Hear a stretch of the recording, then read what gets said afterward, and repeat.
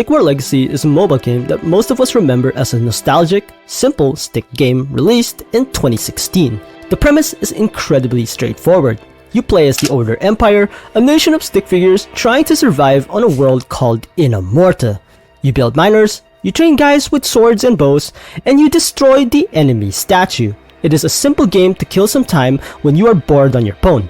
You are told that the Order Empire is driven by a noble philosophy of peace and knowledge. You are the good guys, bringing harmony to a savage world.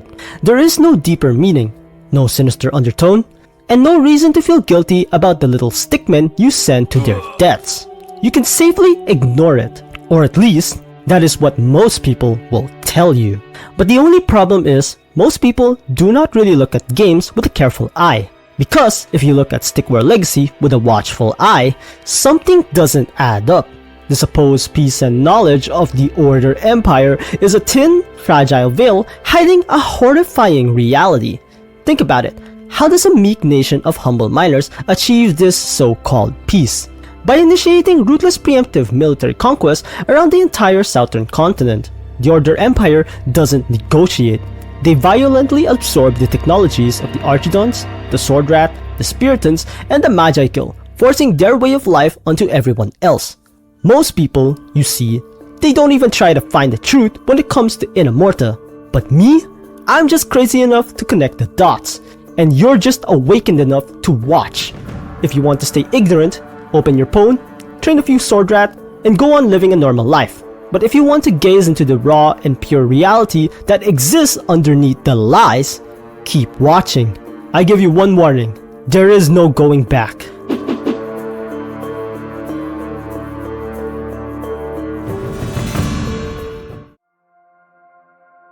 Before we get into the cosmic, world-ending complexities of Stickwar Legacy, let's look at the most obvious, everyday mechanics of the game.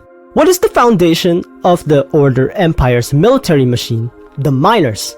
These are the dedicated resource gatherers who swing pickaxes all day to mine gold, but if you watch them closely, the horrors begin to seep through. In Stickwar, players have access to a spell called Miner Hustle. When activated, this magic envelops the workers in golden sparkles, drastically boosting their gathering speed and capacity for a short time. You might think this is just a helpful buff, but consider the physical toll.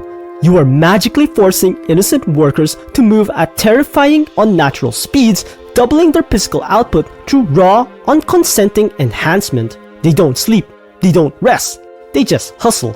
And what are they hustling for? To protect the statue. In every battle, the win condition is tied entirely to a massive stone monument. But why? If a nation's army is winning on the battlefield, why does the sudden destruction of a single stone statue instantly obliterate their entire civilization? These aren't just monuments, they are sinister, blinding totems. The statues physically tether the souls of the stick figures to the battlefield.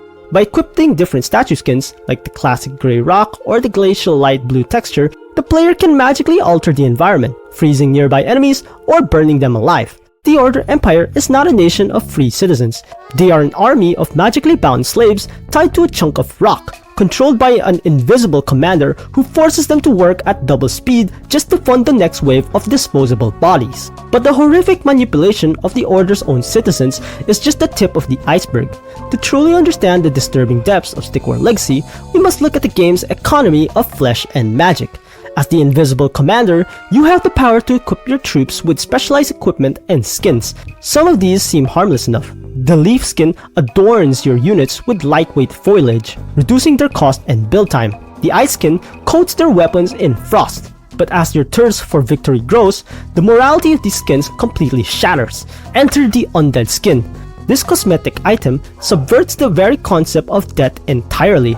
Any unit killed while wearing the skin, or any enemy killed by a user-controlled wearer, is instantly resurrected as a dead, a zombified stick figure belonging to the undead faction with its brain exposed. Let that sink in.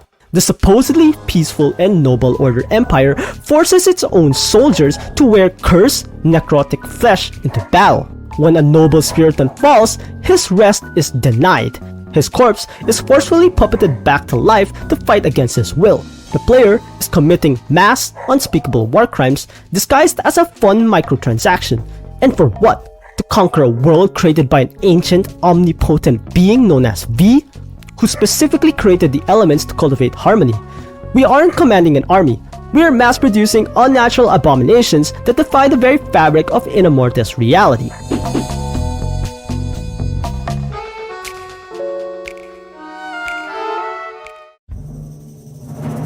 So if the Order Empire is so deeply corrupted, performing necromancy on their own troops and magically enslaving their miners, who are the real villains? The game desperately wants you to believe it is the Chaos Empire.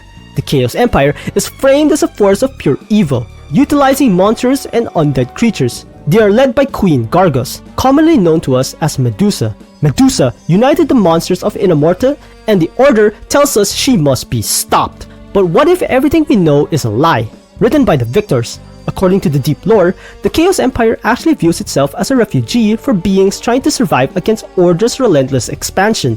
They aren't expanding, they are running. The Order Empire literally marches into no man's land and violently enslaves the native giants. They capture these massive, gargantuan beasts and force them to hurl boulders and use uprooted trees to crush the Order's opposition. Medusa views these giants as her children, and she only declares war on the Order out of sheer maternal rage to protect them. King Zerak, the aging ruler of the Order, who was told a prophecy that he would unite the continent, isn't a savior. His prophecy is a mandate for continental extinction. The Chaos Empire is just a desperate coalition of indigenous creatures trying to stop a hyper-militarized death cult from enslaving their children.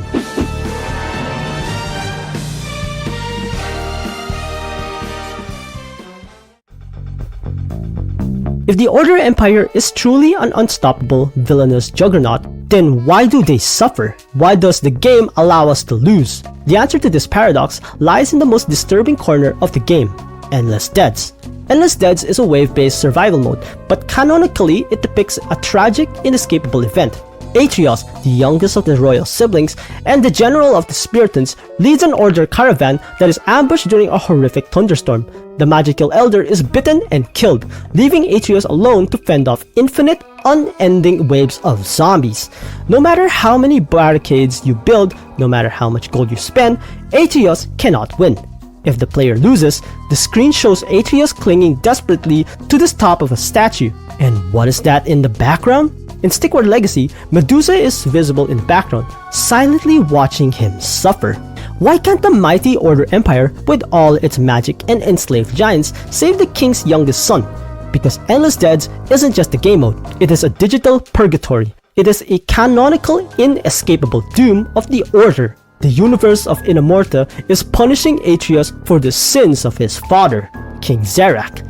Medusa doesn't just watch him die, she watches him die forever, over and over again.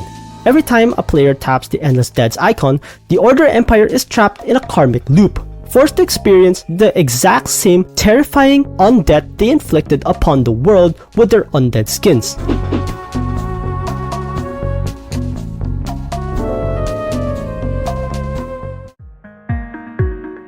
We have exhausted the in-game lore, and yet the mystery of who is truly controlling this nightmare remains. If the Order is a puppet, and the Chaos is just trying to survive, who is pulling the strings? To find the truth, we must look at the Crown of Inamorta tournament. There are 24 distinct AI contestants, ranging from Root the Grandmother to Crazy J the Ninja. But at the very end lies a secret that shatters the fourth wall. Enter hacker.exe. This is a Matrix-themed cheat bot that fundamentally breaks the rules of Stickwar. Hacker.exe equips units with multiple skins simultaneously, uses infinite gold, and summons the final boss. It manipulates the very code of Inamorta. But who is Hacker.exe? Let's look back at the very beginning of the universe. Inamorta was created by an ancient omnipotent being named V. V created the stars, the planets, and the elementals, but when the world fell into chaos, V did something unthinkable. In a final act of desperation, V completely stripped himself of his godhood to create the Order Empire from a single magic flower. He stepped down from god status to rectify the chaos he had unleashed. But energy cannot be destroyed. If V gave up his omnipotence, where did it go? It didn't just vanish. The community theorizes that V transferred his omnipotent, rule-breaking power to an entity existing entirely outside of Inamorta's dimension. An entity with infinite gold, an entity capable of equipping multiple skins, summoning elite units at will, and manipulating time itself. Hacker.exe isn't just a tournament bot. Hacker.exe is you. You are the invisible, indestructible force. You are the god that V left behind. When V stepped down, the power of the App Store took over. You are the one forcing the miners to hustle until their bones break. You are the one wrapping noble spiritans in necrotic flesh just to see what happens. Medusa wasn't fighting King Zerak. She was fighting the glowing rectangle in your hands. The chaos that V was trying to fix wasn't the fire elementals.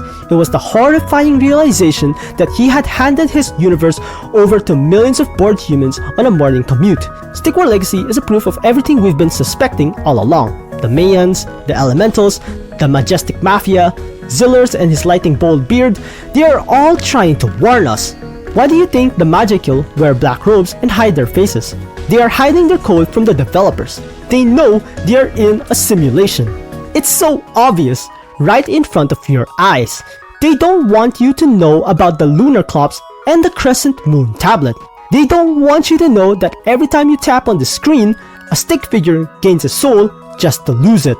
It's so much worse than you thought, and at the center of this is one truth they desperately want to keep buried beneath the Flash game archives. Everything is connected to the tap of your finger. Hey! Whoa! Get away from me! I've been Lord Miggs. Thank you very much for watching this video all the way to the end. I know I haven't uploaded in a long time. Probably I'm sorry, okay? I'm sorry. I know it took me very long to upload another video, but I was dealing with a lot of things in my life, and until next time, keep conquering.